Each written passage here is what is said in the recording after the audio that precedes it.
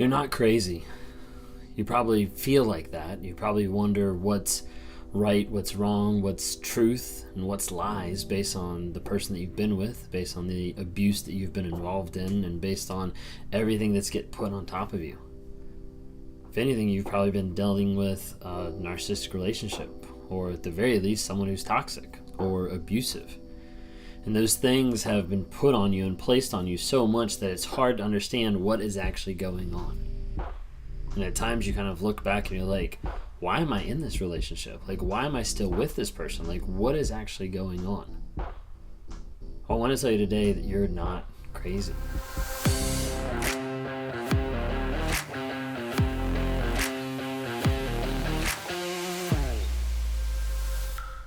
See, a lot of narcissists, toxic people, want to make people think that they're crazy. They want to make people question their reality, their perception of reality, to see what is actually true and what is actually false.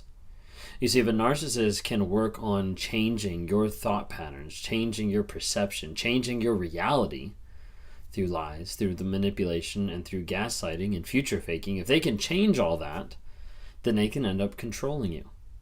They can end up controlling what you do, how you act, how you dress, how you talk, all these different types of things, because that narcissist wants to be able to be in a place of power and control. Now, if you've heard about narcissism, if you've seen some of my videos, you know that narcissism is about control. It's about controlling their image, controlling how other people perceive them. But there's a big aspect of it's about controlling you, because you affect their image, how you make them look, how you make them feel, how you give them status, how you give them pleasure, whatever it might be. They want that control over another person. And oftentimes you'll see this in them controlling the finances or manipulating the money. You'll see them controlling your time and your energy, of who you're spending time with, of how much time they spend with you, etc., etc. They're all about the control. And I talk to people almost every day on like one-on-ones and trying to help them break through of the trauma bond and break through the mess, the fog that the narcissist puts around people. Because a lot of times they'll come in and they'll start talking to me and they just feel like crazy. But when they watch some of the videos, they start to feel validated of like, hey, I wasn't crazy. Like, this stuff actually happened to me and I didn't realize what it was. I didn't realize I was in a relationship with someone who is abusive. I didn't realize I was in a relationship with someone who was manipulating me or controlling me. And then when they start to see the different signs and facts of how their relationship actually progressed and the abusive style that it progressed, whether it's emotionally, physically, sexually, mentally, anything like that, they start to realize, like, wait a second. And when we start to put truth to it, it's amazing to see clarity come into their lives. You see, a narcissist will use lies, manipulation, future faking, love bombing, all these type of things to be able to put you in what I like to call narcissistic fog. And really, it's like a fog of you don't know what's right or what's wrong. You don't know what's true or what's false. You don't know what's reality or what's fantasy.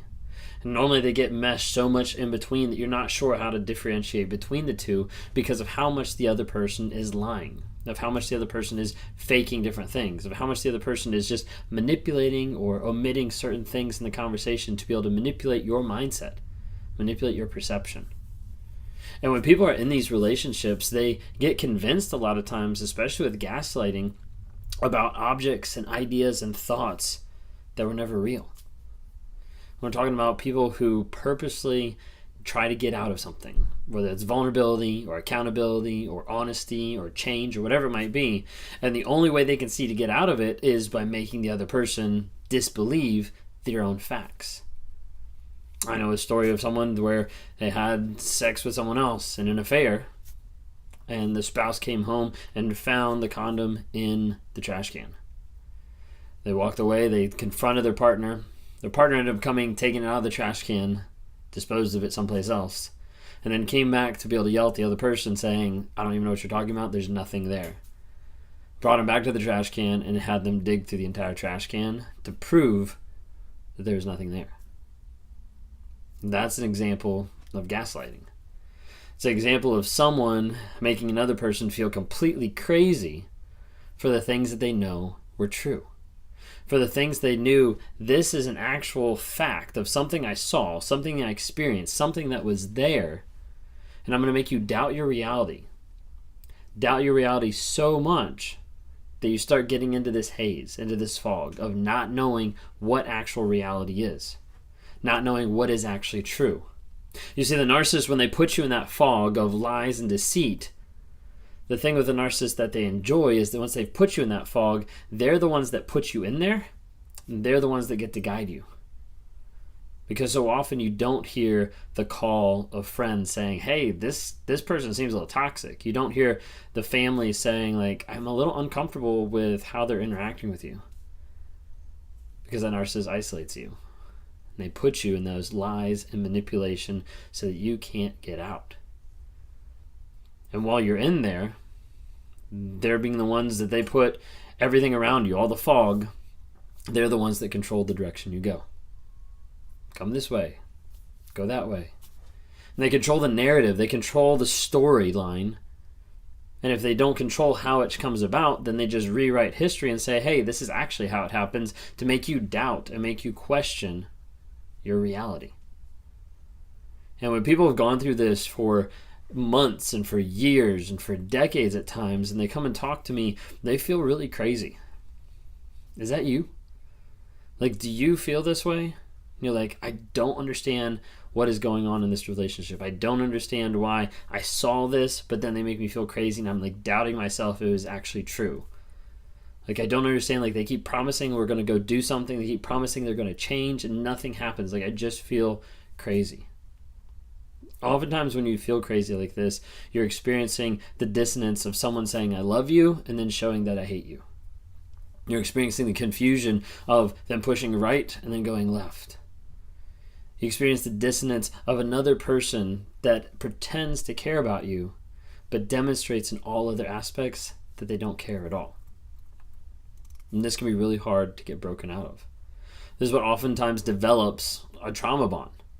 And a bond between two people, almost like Stockholm Syndrome, where you're attracted to your abuser, where you want to be with the person you know is completely toxic. And then in your mind, you're like, wait, like I'm thinking crazy. Like I feel stupid for even wanting this. And there's a lot of like self-talk that's just like awful with a lot of victims, because they get to a place where they're like, I don't want to be with this person, but like I still feel like I want to be with this person. Like I'm just an idiot. Like I'm stupid. I'm here to say you're not. And unfortunately, if you've been involved in a toxic or narcissistic relationship, what you're feeling is pretty normal. But there is a way out of it. There is a way that you can grow. There is a way that you can get better through all of this. It's by acknowledging the truth, by acknowledging the facts and letting the facts themselves set you free. That's what it is. Everybody has a story that they're telling themselves. We're all made up of the stories that we tell ourselves. The thing is, over a period of time, we stopped talking to ourselves and communicating our goals, our purpose, our passion, our vision, and the narcissist is the one that starts doing that. And they start putting you in that fog. They start putting you in that haze where you don't know where you're going to go. But as you start to cut through all the BS, all the lies, all the future faking, as you start to cut through and realize and identify this is actual reality, that false sense, that fantasy and that reality start to separate. And they start to get to a place where you can start to realize, hey, this is the fantasy world. This is reality. And when I feel a certain way, I want to get drawn back to this fantasy world that's full of lots of connection, that's full of great sex, it's full of an awesome time, it's full of a person that I thought really cared about me. That's just fantasy. And what I try to help people do every single day is get back to reality. Get back to the truth of the situation, get back to the facts. So they understand you're not crazy for everything that you've been put through. How you're feeling is actually pretty normal, because what happens in a trauma bond is the narcissist starts to take a lie, and they take it and they put it over top of you. You're not enough. You're not worthy. You're not loved. No one would be with you. You're fat. You're ugly. You don't have any confidence. And they put lie after lie after lie around you. And it's like taking a rope and putting it over you and pulling you closer to them every single time. And after a while, it feels like you're trapped, you're stuck, you're locked in, and there's no way to get out of it because you're almost bonded to this person. What I want you to hear today is there is hope to be able to break those.